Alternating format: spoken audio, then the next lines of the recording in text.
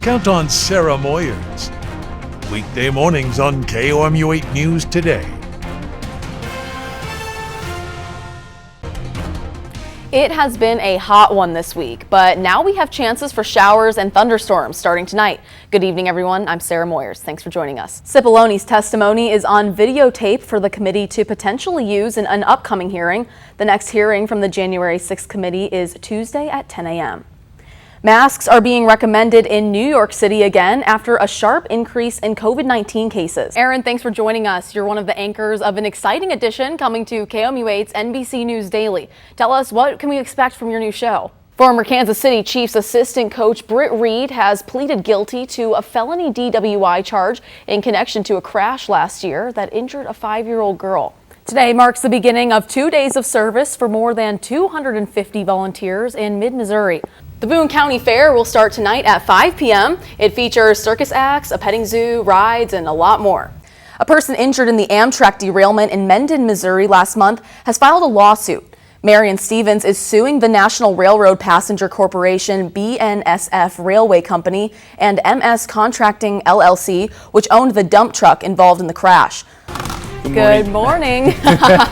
It's already been a long morning. Yeah. It is Tuesday, only Tuesday, September 13th, 2022. I'm Sara Moyers. Thanks for joining us. Hey, but we're that much closer to Friday. Yep. I'm Jordan Berger. It is 4:30. Okay, so Sara, you said last time we talked about this that naming him Cheddar was a little mean since he escaped being a mule, right? Yeah. So it makes me think of, like Kesley mentioned, the cheddar biscuits from Red Lobster. Okay, so what would you name him if you had to pick a different name? Okay, what's something that's orange? Cheetos. Another food? Another food. Most of Missouri's small towns are predominantly white, but in Milan, Hispanic immigrants account for nearly half the residents. And while many there love their new home, they still face some challenges as a migrant community. Para mí, para mi familia, pues aquí está mucho mejor. A 45-minute drive west of Kirksville sits the town of Milan. Aquí está todo tranquilo. En California digo, no, pues allá sí está feo, no, allá no puede andar libre uno en la calle porque a mí como 2 o 3 ocasiones me querían me querían matar. Where almost half of its population of 1,800 is Hispanic. I like being surrounded by more of my community, I guess, and just being able to be around more Spanish speakers too. Many members of the Hispanic community have baked their traditions into the fabric of Milan. I want the business to grow. That's what my main focus is. Get enough money to where we can put him through college and then my little sister. In order to live the American dream. But the working conditions aren't always a dream. We have problems of discrimination. We have problems of lack of proper equipment. Many move here to work at Smithfield's pork processing plant. The plant opened, 26 or 27 years ago, and that was when it boomed. Workers say conditions at the plant can sometimes be dangerous. People saying, well, the speed of line is really hard. We are getting injured. We are getting stabbed in our hands. And then when we try to complain, the company is not taking responsibility for that. And many workers are afraid to speak up. So people started to tell me, no, here is impossible. It's impossible to fight against this plant because every time someone is complaining, they try to terminate the people. Only 14 employee complaints have been filed with the Occupational Safety and Health Administration since 2017. We asked Smithfield about the complaints. Its response: Smithfield encourages workers to speak up with any worker safety concerns or ideas that may impact or improve safety conditions to their supervisor, human resources, or upper management without any fear of reprisal. But workers are fearful, so they banded together. We started to conduct some trainings for workers, leadership trainings or workers' rights trainings. To teach the workers how to defend themselves, how to stand up for themselves, and teaching them what they have right to. When they're not standing together at work, many stand together in the pews. On Sundays when the plant is closed, community members take the day of rest to find peace and give thanks. before the work week begins again.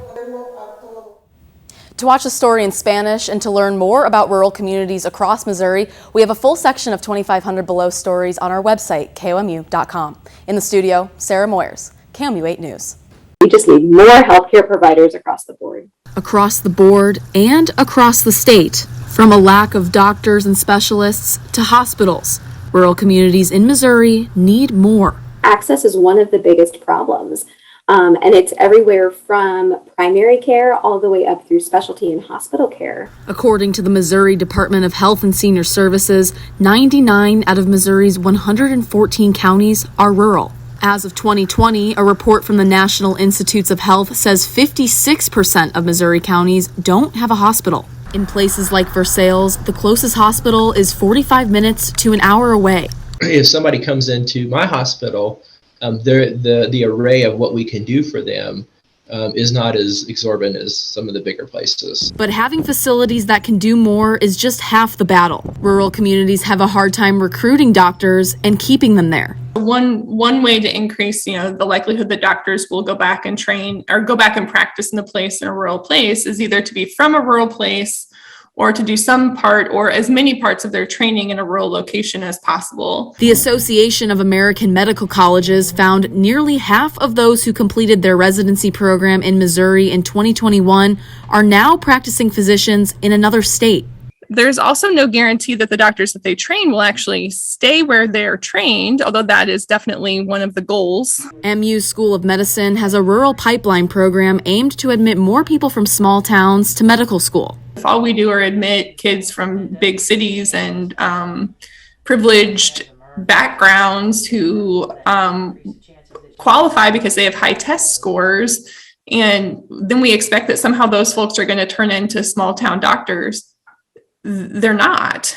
But Morris says federal funding is a barrier to starting more of these programs.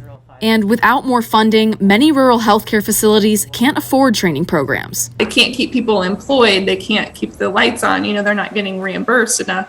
All of that is like deeply rooted into some of the flaws of the American health system just in general. Expanding medical care in Missouri is something many healthcare providers say is vital. That's what our community needs. Our community deserves that.